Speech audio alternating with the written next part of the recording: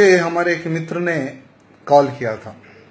हमारी विधानसभा, जो मेरी विधानसभा है गौशामल क्षेत्र, उस क्षेत्र से मुझे कॉल आया था कि राजा सिंह जी, सभी विधायक अपने अपने क्षेत्र में रमजान के अवसर पर इफ्तियार पार्टीज दे रहे और आपको भी उस पार्टी में, आपको भी वो पार्टी देने की आवश्यकता है, क्योंकि सब विधायक बड़ी बड़ी इफ्तियार पार्टियां दे रहे हैं और उनको अच्छा समर्थन मिल रहा है, तो आप क्यों इफ्तियार पार्टी नहीं देते, आपको भी देना चाहिए। ऐसे हमारे मित्र ने मुझे फोन करके बताया। तो मैंने मेरे मित्र को कहा कि ठीक है, आपने ये बात सही कही है कि सारे के सारे विधायक तेलंगाना के हो या तकरीबन हम आज सोशल मीडिया में देख रहे कि इफ्तियार पार्टी का सेल्फी और इफ्तियार पार्टी में शामिल होते हुए टोपी पहनकर बहुत सारे हमारे विधायक इफ्तियार पार्टियों में बिजी है। ठीक है, उनकी शायद सोच होंगी कि हमें वोट बैंक की राजनीति करना है तो सबका साथ सबका विकास होना चाहिए, ये उनकी सोच है। लेकिन सोच में अंतर होता है। मेरी सोच जो मैं बताता हूं, हमारा धर्म क्या है, मैं उस पर ज्यादा विश्वास करता हूं कि हमारे धर्म में सभी लोगों का मान सम्मान करो और सभी को रिस्पेक्ट दो, ऐसा हमारे धर्मों में लिखा हुआ है। लेकिन कुछ धर्म ऐसे भी है जिनके धर्म ग्रंथों में यह लिखा है कि हिंदुओं को मारो, हिंदुओं का कत्ल करो, काफिर है हिंदू और हिंदुओं को नहीं बख्शना है। ऐसे बहुत सारे जो मेरे हिंदू समाज के जो खिलाफ है, उनके ग्रंथों में लिखा हुआ है। तो मेरी सोच देखिए, जब उनके ग्रंथों में यह लिखा हुआ है कि काफिर माने हिंदू, हिंदुओं को मारो, हिंदुओं को काटो बोलने वाले कि इफ्तियार पार्टी में मैं कैसे जा सकता हूं और मैं उनको ये पार्टी कैसे दे सकता हूं, मैं मेरे मित्र को पूछा। तो मित्र बोला कि भाई ऐसे तो कहीं पर लिखा हुआ नहीं है। तो मैंने कहा कि भाई हम प्रूफ के साथ देंगे। प्रूफ के साथ इनके कौन से ग्रंथ में, हम लोग ग्रंथ कहते, वो लोग क्या कहते, मैं अगर बोलूंगा तो बवाल हो जाएगा, पूरे लोग मेरे पीछे पड़ जाएंगे। तो उनकी जो किताब होती है, जो हरे कलर की किताब, उसमें लिखा हुआ है कि हिंदुओं को मारो, हिंदुओं का कत्ल करो, अगर हिंदू तुम्हारे आजू बाजू रहता है तो उससे पैसा वसूलो। ऐसे तकरीबन बहुत सारे पेजेस है उस बुक में, हरी किताब में। तो मैं पहले ये जो गौशामहल एमएलए हैं, वो बेचारे मैं समझता हूँ सही हिंदुइज्म से भी वाकिफ नहीं होते। अब इस्लाम से उनको वाकफियत होना तो नामुमकिन सी बात है कि अब सब में पहले हरी किताब क्या है उनसे पूछेंगे, क्योंकि ये हरी वगैरह का तो कॉन्सेप्ट उनके पास है। हमारे पास तो जो है, उन्होंने अगर कलाम मजीद को हरी किताब से ताबीर करते हैं तो हरी किताब लाल किताब की बात नहीं है। हमारे पास कलामुल्लाह है, कलाम मजीद है, वो अल्लाह रब्बुल इज़्ज़त का जो है मतलब कलाम है, जो सरकार दो आलम सल्लल्लाहु अलैहि वसल्लम पे उतारा गया है। और वो फिर वो कलाम मजीद का मामला जो है वो किसी मुल्क के लिए, किसी रियासत के लिए या किसी खिते के लिए नहीं आया, वो तो पूरे आलम के लिए जो है उसका नुज़ुल हुआ है, क्योंकि सरकार दो आलम सल्लल्लाहु अलैहि वसल्लम रहमतुल आलमीन है। तो वो कलाम मजीद भी जो है सारे आलमीन के लिए रहमत बनकर जो है सरकार दो आलम सल्लल्लाहु अलैहि वसल्लम पर उतरा है। दूसरी चीज़, अभी आप कह रहे थे कि वो गौशामहल एमएलए बेचारा जो भी है, तो उसको सब में पहले सही अखलाकियात से वाकिफ़ होना चाहिए कि कलाम मजीद का एहतराम मुसलमान तो करता ही करता है, मगर अल्हम्दुलिल्लाह मैं जितना वाकिफ़ हूँ कि हिंदू बरादरी के जो महज़िब किस्म के लोग होते हैं वो भी दीन इस्लाम की क़दर करते हैं, एहतराम करते हैं, बल्कि ना सिर्फ कलाम मजीद की क़दर करते हैं बल्कि कलाम मजीद को पढ़ते हुए भी देखा हूँ और उसको सराहते हुए भी देखा हूँ और उससे मोहब्बत करते हुए भी देखा हूँ। अब उनकी खिस्मत में ईमान लाना नहीं चाहूँगा, वो नहीं लाए अलग बात है, अल्लाह की तौफीक से ईमान ला सकते हैं कोई भी, ये बात है। दूसरी चीज़, अभी आपने कहा कि सोशल मीडिया पे जो है ये वायरल हो रहा था, गोशा महल एमएलए जी ने ये फरमा रहे थे कि जो है हरी किताब में ये लिखा है कि इनको मारो उनको मारो। नौज़ बिल्लाह, इस्लाम के माने खुद सलामती के हैं, और फिर कलाम मजीद जो है इस्लामी दस्तूर वाली किताब है,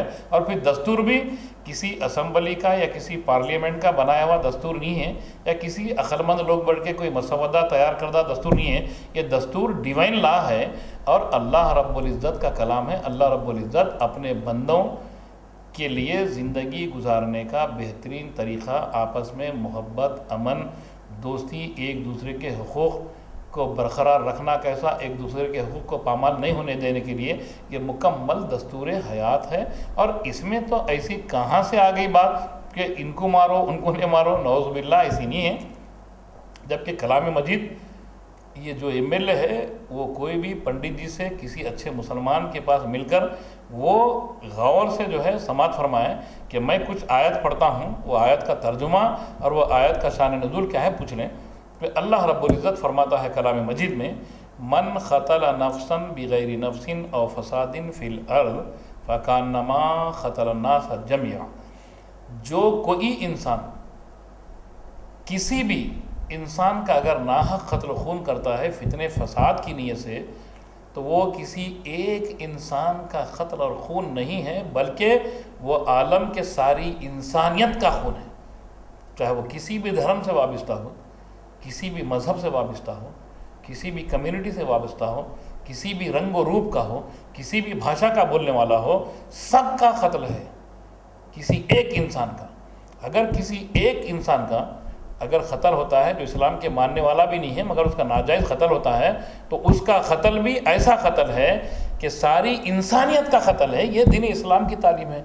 और किसी एक इंसान की, वमन अहया फ़कान्नमा अहया नास जमिया, अगर किसी एक इंसान की जान बचाते हैं, चाहे वो एक इंसान भी किसी भी धर्म का हो, किसी भी कम्युनिटी का हो, कोई भी भाषा बोलने वाला हो, कोई भी मुल्क का हो, किसी भी रंग व रूप का हामी हो, चाहे कोई भी हो, किसी एक की जान अगर बचाते हैं तो अल्लाह रब्बुल इज़्ज़त फरमाता है वो किसी एक इंसान की जान बचाना नहीं है, सारे आलम के इंसानियत की जान बचाने के मुमासिल है। ये कलाम मजीद का फरमान है। अब इसमें क़त्ल करो कहाँ है? फिर दूसरी चीज़, सरकार दो आलम सल्लल्लाहु अलैहि वसल्लम फरमाते हैं,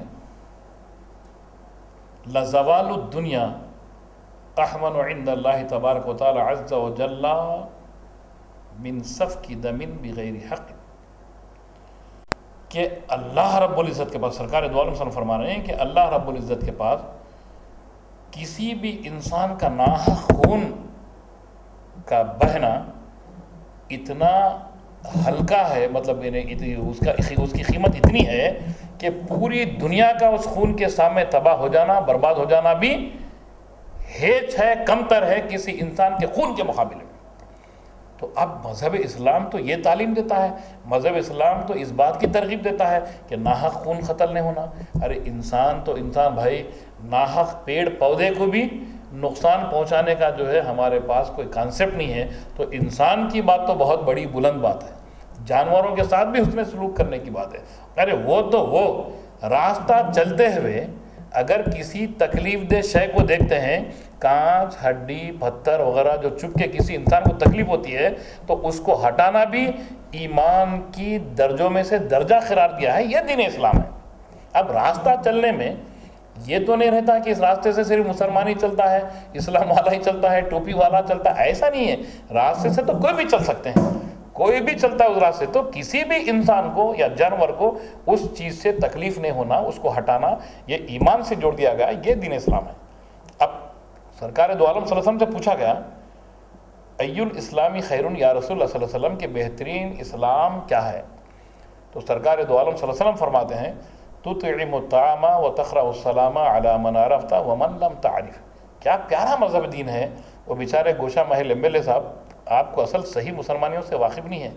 अब आपकी सोबत में जैसे लोग रहते हैं, अगर इत्तेफाक से उनका नाम मुसलमान नुमा है, तो उनके अखलाक को देख के आप समझ रहे हैं कि इस्लाम ऐसा होता है, ऐसा नहीं है। और हम भी तुम जैसे लोगों को देख के तुम्हारा पूरे मज़हब को बुरा नहीं समझते, क्योंकि तुम्हारे पास भी कोई मज़हब में ऐसी बुरी बातें हैं ही नहीं जो लोगों को तकलीफ़ देने वाले हैं। अब आप एक किस्म के आदमी हैं, किस किस्म के आदमी हैं, अल्लाह तौफीक दे आपको, क्योंकि आपकी वजह से आपका मज़हब भी बदनाम हो रहा है। तो मैं ये चाहता हूँ कि आपका मज़हब भी कोई गलत तालीम नहीं सिखाता, ये आपका अपना नफ्स है, आपकी अपनी शरारत है, जिसकी वजह से आप अगर कुछ कर रहे हैं तो वो आपका अपना पर्सनल ज़ाती फेल है, मगर आपका मज़हब तो नहीं सिखाता। मगर आप हमारे मज़हब की बात कर रहे हैं तो मैं ये बताता हूँ कि क्या दीन इस्लाम का जो है दस्तूर है कि सरकार से पूछा गया कि रसूल सल्लल्लाहु अलैहि वसल्लम बेहतरीन इस्लाम क्या है, तो सुन लो हमारे गोशा महल मेले साहब, बेहतरीन इस्लाम के बारे में सरकार दो आलम सल्लल्लाहु अलैहि वसल्लम, आप नहीं समझेंगे सरकार दो आलम सल्लल्लाहु अलैहि वसल्लम बोले तो यानी प्रॉफिट मोहम्मद सल्लल्लाहु अलैहि वसल्लम ये फरमाते हैं कि तुतइमुत्तामा व तखरउ सलामा, कि तुम लोगों को खाना खिलाओ और सबकी सलामती चाहो। वमन लम तारिफ वमन अरफ्ता वमन लम तारिफ, यानी तुम जिसको जानते हो और जिसको तुम नहीं जानते हो। यानी इसमें हिंदुओं की, मुसलमानों की, सिखों की, ईसाइयों की, यहूदियों की, पारसियों की, ये बात कहाँ से आ गई?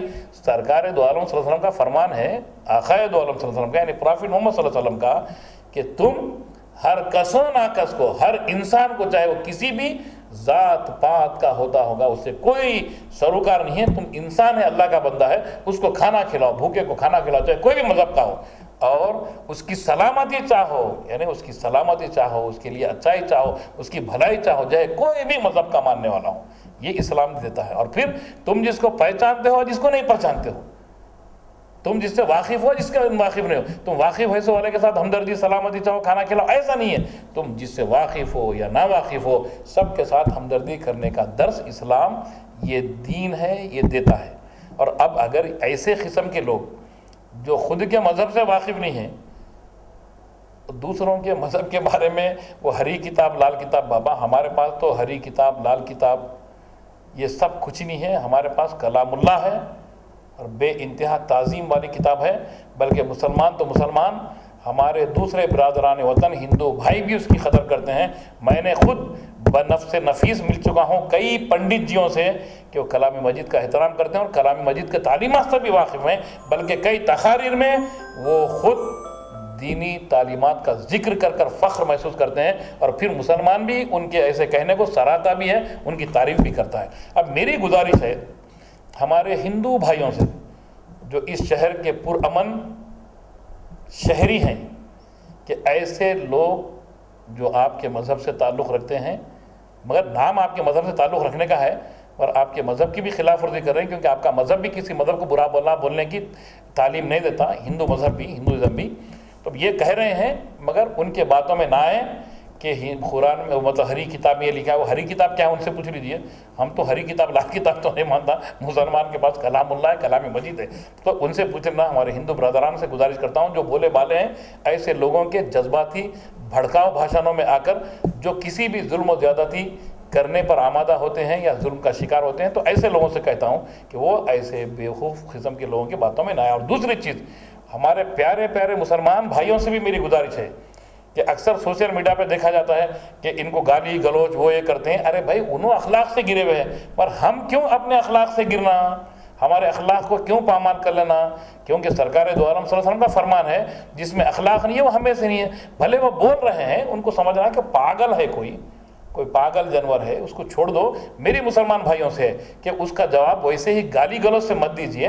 अगर तकलीफ़ है तो ज़रूर क़ानून के दायरे में रहते हुए क़ानून के रखवालों के पास ऐसे कमबख्त दरिंदा सिफत लोगों की आप जो है कंप्लेंट दीजिए, शिकायत करिए, वो क़ानून वाले देख लेंगे। दूसरी चीज़, हमारे हिंदू बरादरी से भी गुजारिश करूँगा, नौजवानों से, ख़ास तौर से हिंदू बरादरान से, कि ऐसे लोगों को सब में पहले इलेक्ट ही मत करिए, ताकि ये लोग कौम तो कौम बल्कि शहर की, बल्कि रियासत की, मुल्क की इज्जत निकाल देंगे।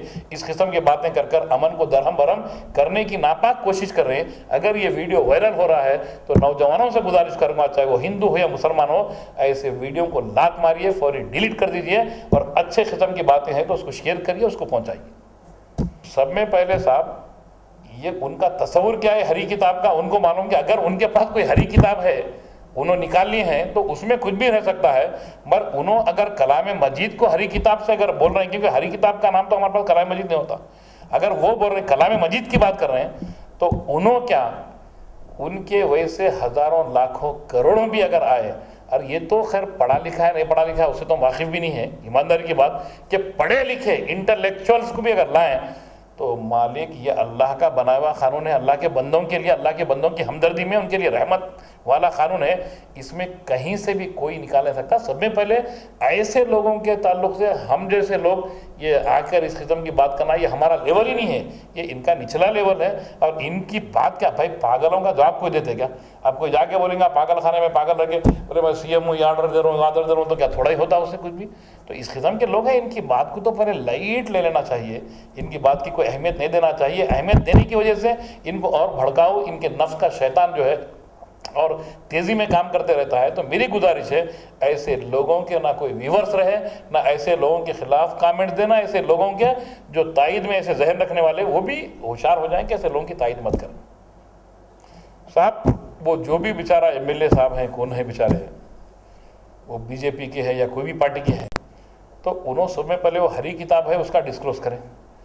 फिर वो अगर वो किताब दीन इस्लाम से अगर मुंसलिक है तो दीन इस्लाम से मुंसलिक रहने वाली कोई किताब में इस किस्म की तालीमात हो ही नहीं सकती कि हमारा खुला चैलेंज है, वो जहाँ चाहे वहाँ जिस जगह चाहे होगा, कुछ तो भी पढ़े लिखे लोगों के साथ आकर जो है वो चैलेंज को कबूल करें और बता दें कि जो है कौन सी किताब में कहाँ लिखे हुआ है।